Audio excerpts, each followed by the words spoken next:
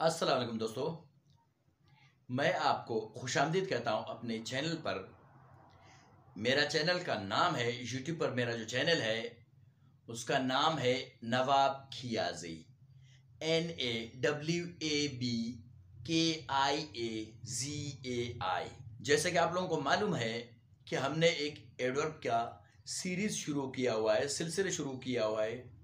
और एक बात बता दूं, वो ये है कि ये एडवर्ब की लास्ट वीडियो, आखिरी वीडियो है, आखिरी सबक है। सही है। अच्छा, अब आप यहां देख सकते हैं the kinds of adverb part 7। The kinds of adverb part 7। आज जो है ना, ये एडवर्ब की 7वीं वीडियो है और ये आज आखिरी वीडियो है। तो इसीलिए मैं थोड़ा सा यानी कि पिछली वीडियोस पर यानी कि थोड़ा सा रोशनी डालूं, यानी कि उनका खुलासा कर लूं, समरी बता दूं।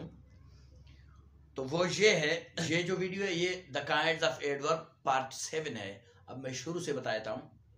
वो सारे वीडियोस मौजूद है मेरे यानी कि यूट्यूब चैनल पर इंशाअल्लाह। The kinds of adverb part 1, उस वीडियो में हमने पढ़ा था adverb of manner. The kinds of adverb part 2, उसमें हमने पढ़ा था adverb of frequency. The kinds of adverb part 3, उसमें हमने पढ़ा था adverb of time. The kinds of adverb part 4, उसमें हमने पढ़ा था adverb of place. The kinds of adverb part 5, उसमें हमने पढ़ा था एडवर्ब ऑफ डिग्री। अच्छा, the kinds of adverb part 6, उसमें हमने 3 चीजें पढ़ा था। Adverb of affirmation, adverb of negation, adverb of reason. सही है। वो जो यानी कि 6ठी वीडियो थी एडवर्ब की, लास्ट वीडियो, उसमें हमने पढ़ा था। और इस वीडियो में the kinds of adverb part 7, आज की वीडियो में, और आज जो है ना ये एडवर्ब की आखिरी वीडियो है। आज की वीडियो में हम पढ़ेंगे interrogative adverbs, relative adverbs. 2 exam पढ़ेंगे आज हम, ठीक है। और एक और बात बता दूं, वो ये है कि मेरा यही सबक, यही वीडियो 3 और जुबानों में मौजूद होगी मेरे यूट्यूब चैनल पर, बिरावी जुबान में, बलोची में भी और इंग्लिश में भी, ठीक है। इस उर्दू के अलावा 3 और जुबानों पे यही सबक, यही वीडियो मेरे यूट्यूब चैनल पर मौजूद होगी। चैनल का नाम जो मैंने पहले बताया आपको, नवाब खियाजी, NAWABKIAZAI। तो जैसे कि मैंने उन वीडियोस में, कौन सी वीडियोस में, इंटरोगेटिव प्रोनाउन यानी कि उस वक्त मैं द काइंड्स ऑफ प्रोनाउन पढ़ा रहा था। सही है। वो वीडियोस भी वो मौजूद है मेरे यूट्यूब चैनल पर, अगर आप देखना चाहें तो देख सकते हैं उसमें। सही है। नाउन की किस्में मौजूद है, प्रोनाउन की मौजूद है, और भी बहुत सारे ग्रामर के वीडियोस मौजूद है, साइलेंट लेटर वगैरह, ये वो। सही है। वो सब ऑनरफिक्स वगैरह और बहुत सारे, मुझे याद नहीं है, वो मौजूद है सारे। सही है। वो आप देख सकते हैं वहां। तो उसमें हमने पढ़ा था द काइंड्स ऑफ प्रोनाउन। उसी यानी उन वीडियोस में, एग्जाम में, प्रोनाउन के एग्जाम में हमने पढ़ा था इंटरोगेटिव प्रोनाउंस, इंटरोगेटिव प्रोनाउंस। अच्छा, यहां हम पढ़ रहे हैं इंटरोगेटिव एडवर्ब्स। वो थे इंटरोगेटिव प्रोनाउंस, ये है इंटरोगेटिव एडवर्ब्स। सही है। अच्छा, अब ये है इंटरोगेटिव प्रोनाउंस या इंटरोगेटिव सेंटेंसेस क्या होते हैं। ये वो जुमले जिनमें एक सवाल पूछा जाता है, उनको कहते हैं इंटरोगेटिव सेंटेंसेस, या कि बोले आप इंटरोगेटिव प्रोनाउंस या इंटरोगेटिव एडवर्ब्स, ETC। ओके। अच्छा, उसमें फिर ये है कि इंटरोगेटिव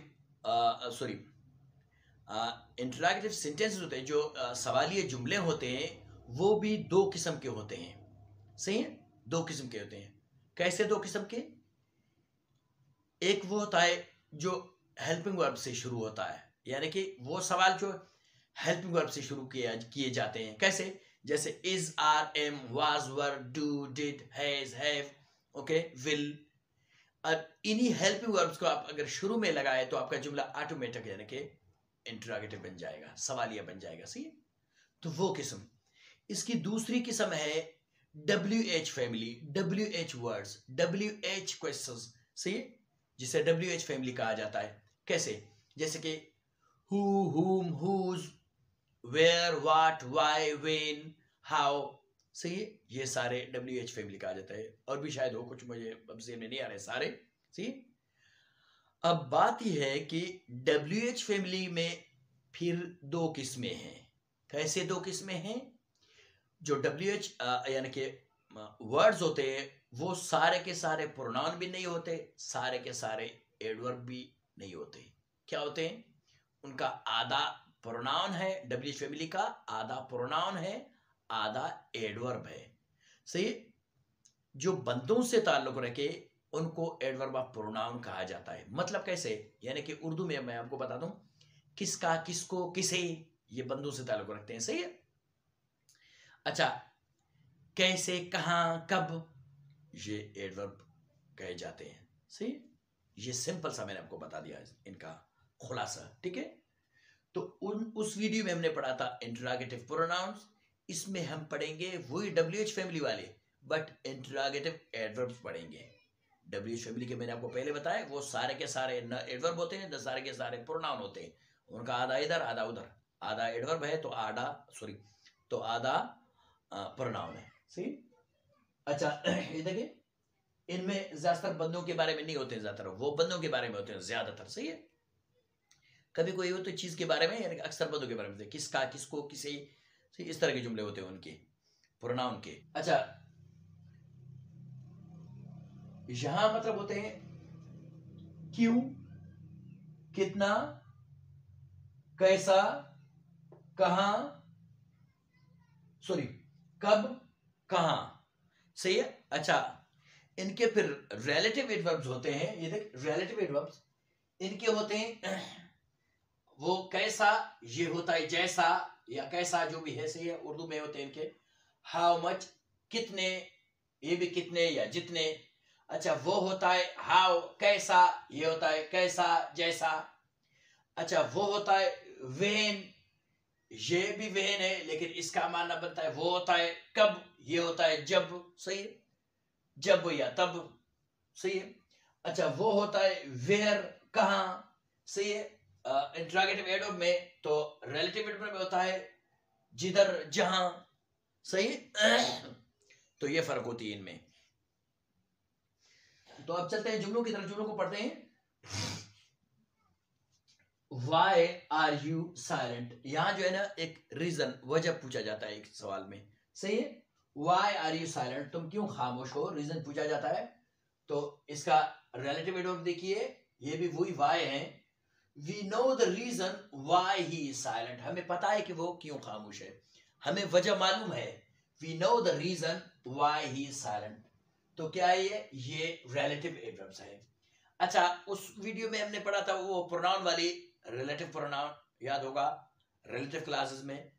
तो वो बताया था कि एक चीज होती है एंटीसीडेंट, यानी कि जो एडवर्ब है वो, सही है, इसको यानी मॉडिफाई करता है, इसकी निशानदेही करता है, सही है। तो ये ऐसे होते हैं अक्सर, सही है। ये देख, when, time, where, place, so इस तरह होते हैं, सही है।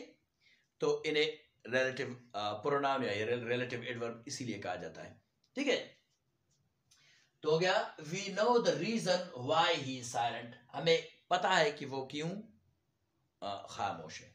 चलते हैं दूसरे जुमले की तरफ। How much do you get as a commission, commission के तौर पर आप कितने लेते हैं, सही है।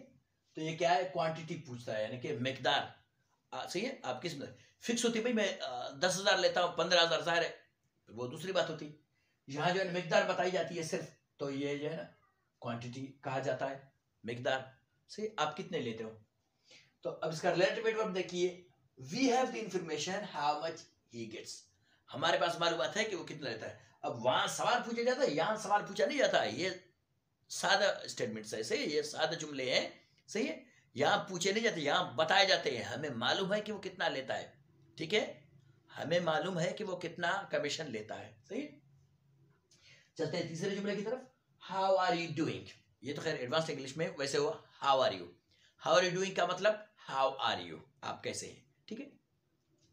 अच्छा, ये दोनों जुमले जरा कंट्राडिक्टरी है, वैसे सही है, वो इंटरोगेटिव एडवर्ब है, सही है, ये इंटरोगेटिव सॉरी ये रिलेटिव एडवर्ब है, ये सही है अपनी जगह, लेकिन वो थोड़ा मुख्तलिफ है, ये थोड़ा मुख्तलिफ है, इससे सही है।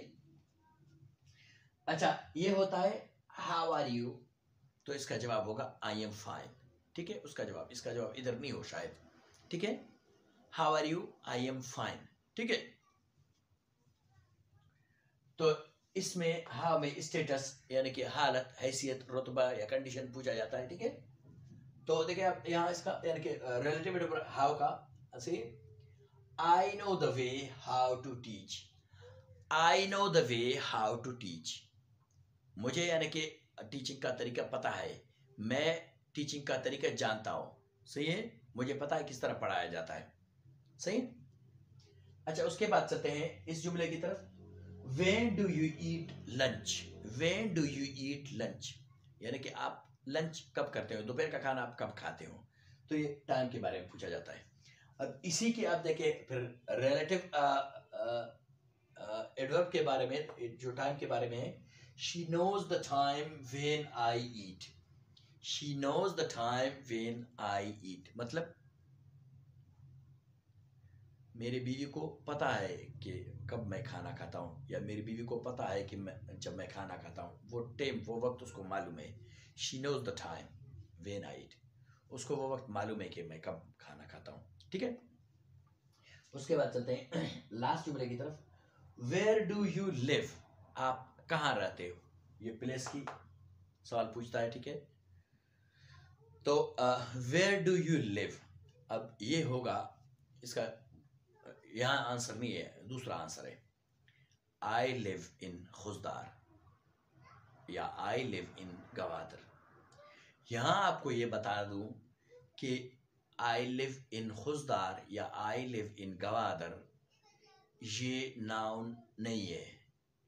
अब आप बोलेंगे सर कैसे नाउन नहीं है, गवादर खुजदार ज़ाहिर है जगहों के नाम है, तो ये कैसे नाउन नहीं है, वो इसीलिए नाउन नहीं है कि वो प्रीपोजिशन के साथ आए हैं, जो जगह का नाम प्रीपोजिशन के साथ आ जाए वो जगह की निशानदेही करता है, वो मेरा ठिकाना बताता है, डेरा बताता है, मेरी जगह रेजिडेंस की बताता है, इसीलिए वो एडवर्ब ऑफ प्लेस कहा जाता है।